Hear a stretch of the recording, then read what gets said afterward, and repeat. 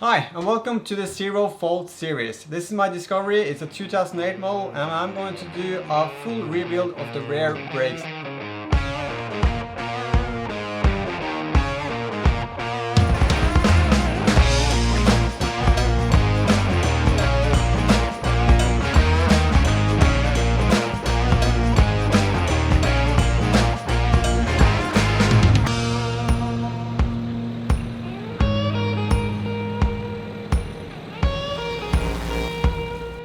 So the reason for doing the full rebuild is that my EPB module or the handbrake has stopped working. So we got that high pitched squealing sound and yeah, so the handbrake has jammed.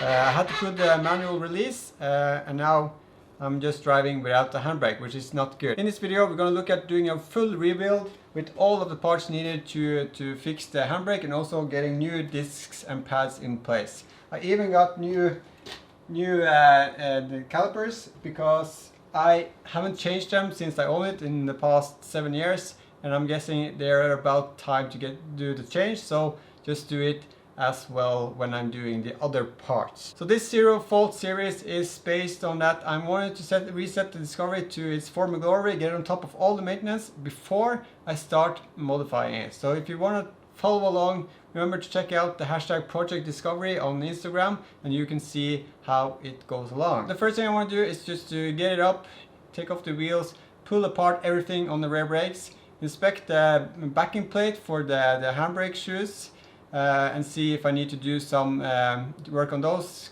cleaning out all the rust and dust and everything, and see if I need to repaint it or if I just add some copper paste and it's good enough. So yeah, let's get it up and pull off all the parts.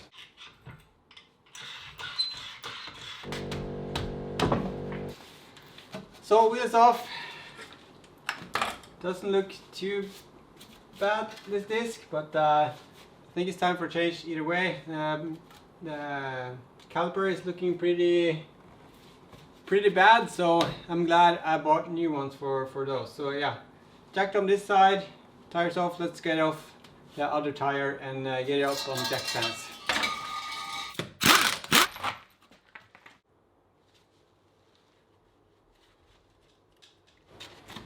So this wheel is off and it's up on the jack stand, so I'm using just the two large ones in the back and just having an extra one there just to ease the weight. Discs not looking too bad. So the pads are getting to the point of it's a bit worn. I'm gonna inspect them more when I take it off. Also here you can see the brake caliper is starting to look pretty bad, and also the brake caliper bracket. Okay.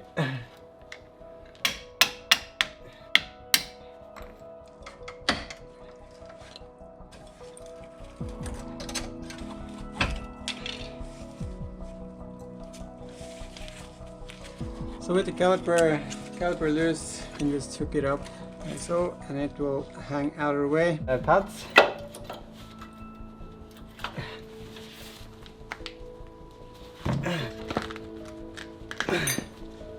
And that's this. So that's the brackets off. I got new brackets, new bolts, new everything.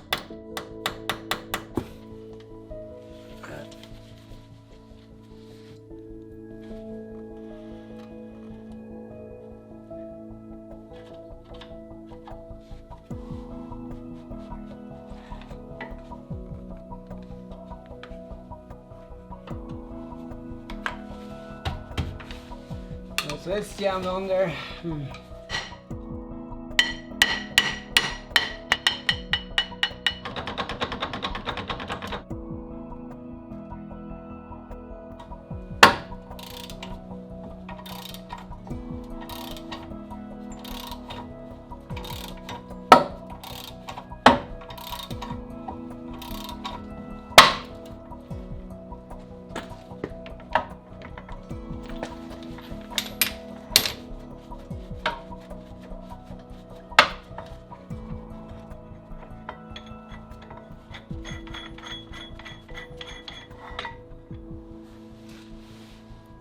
course it worked. It's not big enough, but it was just big enough, so it's worked.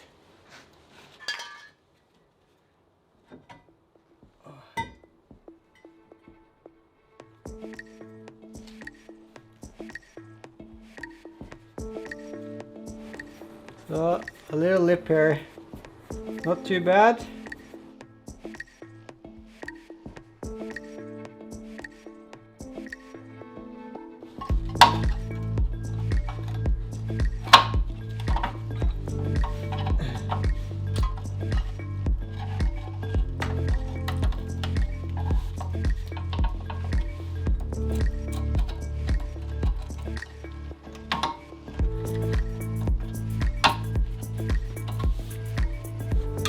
So this is the tensioner to push this away when you adjust it afterwards.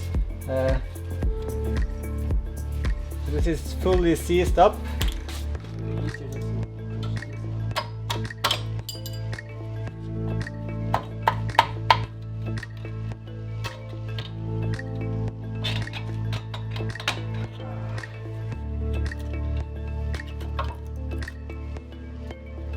See here the wire comes in through the shield and here connects to that one. This is supposed to come loose here.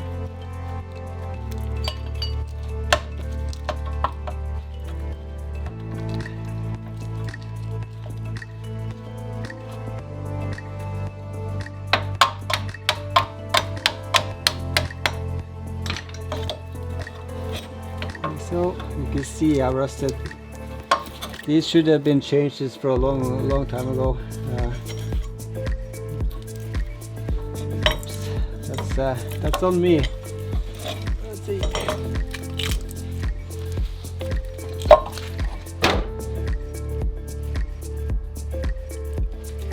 You see the release mechanism here.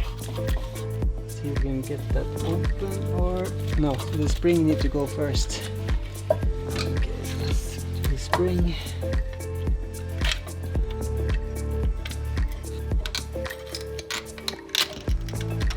So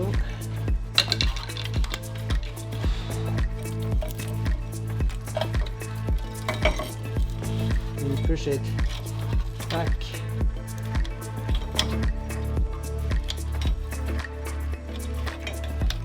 Get over this top there. This needs to be pushed back. Through. Nice up. See the locking mechanism here, it only goes about this far, and then holding the wire in place. But that's the old parts out.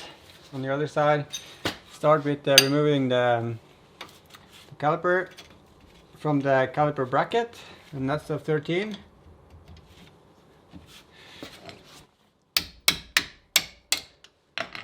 Just 2 bolts up here, up there, and down there. So this is probably gonna spin. It's supposed to.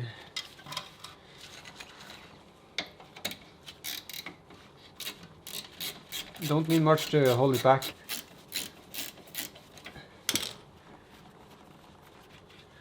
And the other, and then we can see if this side is as hard to get off as the other side. Doesn't seem to be as bad, but still sitting.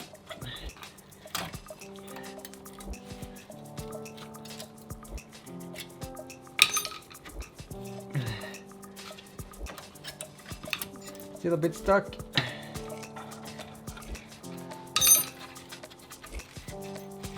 But not too bad. Hook that up.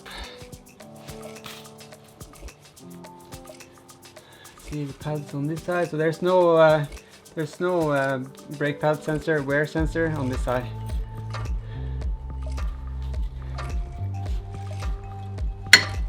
Doesn't look too bad. See. Pretty good usage of these pads. about time to change them out. So with the caliper out of the way, we can start on the caliper bracket. Here is the hardest part. Both bolts are loose.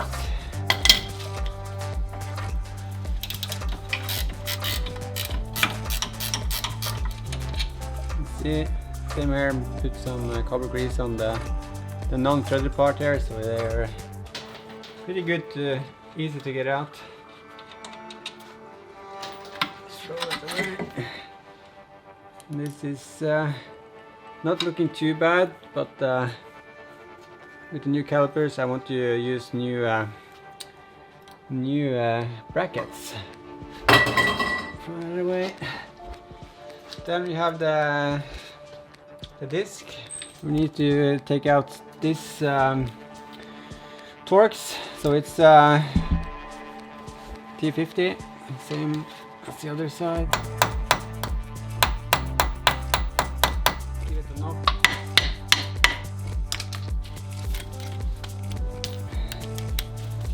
You can use the breaker bar and hopefully, yeah, coming loose.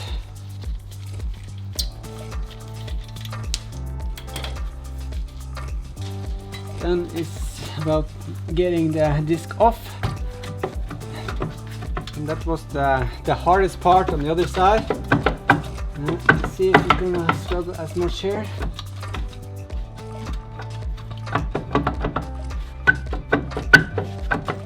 Yeah, so it's pretty stuck. So luckily I had this.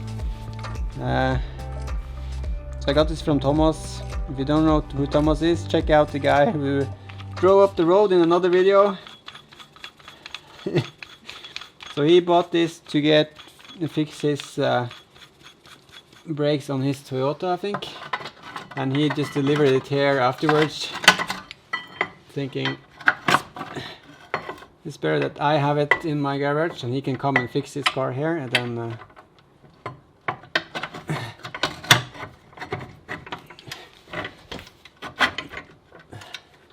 it's a bit small, but I got it to work on the other side.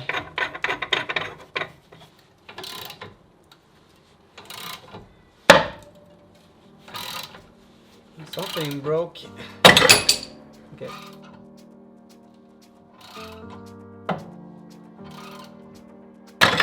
Yeah.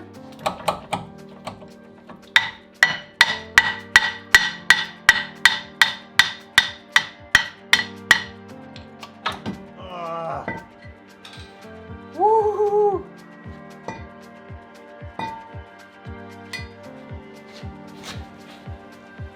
That's how it looks. Pretty rusted. And there's a bit of a lip here, but not too much.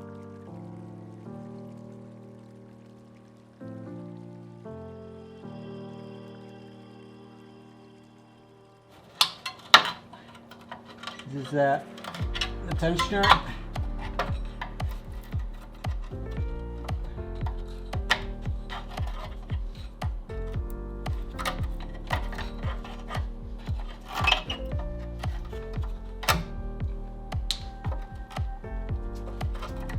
Pretty rusted.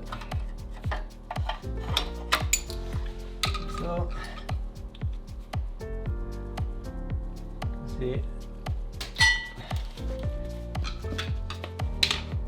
There's a spring behind here, but first you're going to take loose these pins.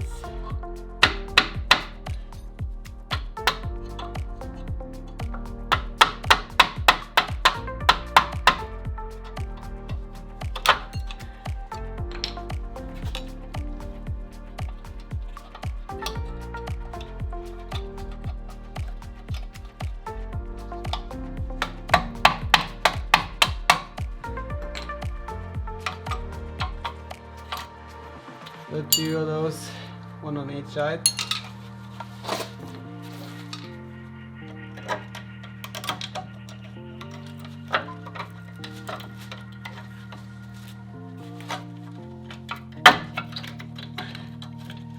Using this was the easiest way, but okay.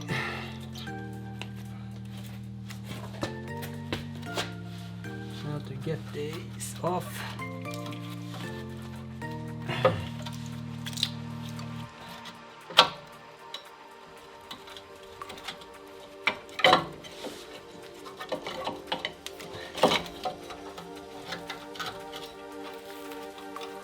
Same here.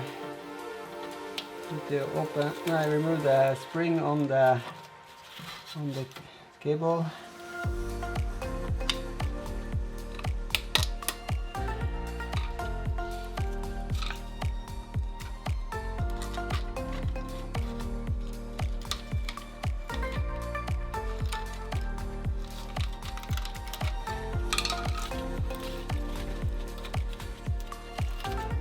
With the spring off, you can push, and then it will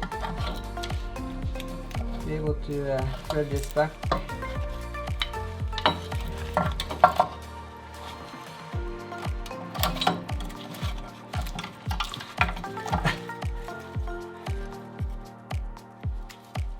Yeah, so this is pretty stock solid. No wonder it is broken. Okay. Put out there. So for the clips here, there's 2 pins going through the back plate, so just be sure to remove those. Yeah, you can see one here. So that's it.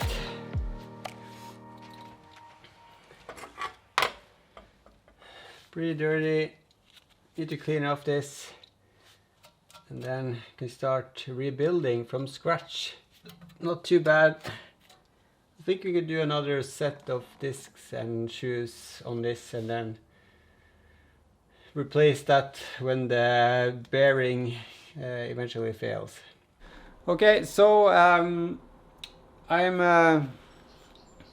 done with cleaning off the back plate, and I think I'm going to paint it. So I'm just gonna paint it tonight, let it stand until tomorrow, and tomorrow is going to be ready to start rebuilding. It's something, well, when I'm in here and doing the job, I wanna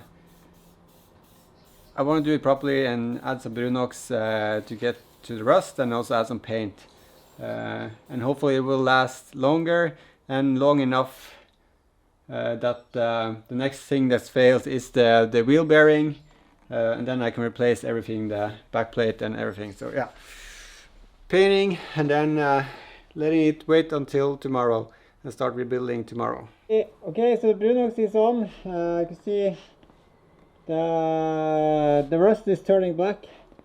So I've done both sides now with 3 layers. And now I'm just gonna leave that for tomorrow, and yeah, do a clear coat on top of that tomorrow morning. So you need about 6 to 12 hours to dry the Brunox until I can put paint on top of it. So yeah, so tomorrow morning just put a clear coat on top. I think about 2 layers of clear coat, and tomorrow evening after work it's going to be done and clear, and ready to for me to start rebuilding.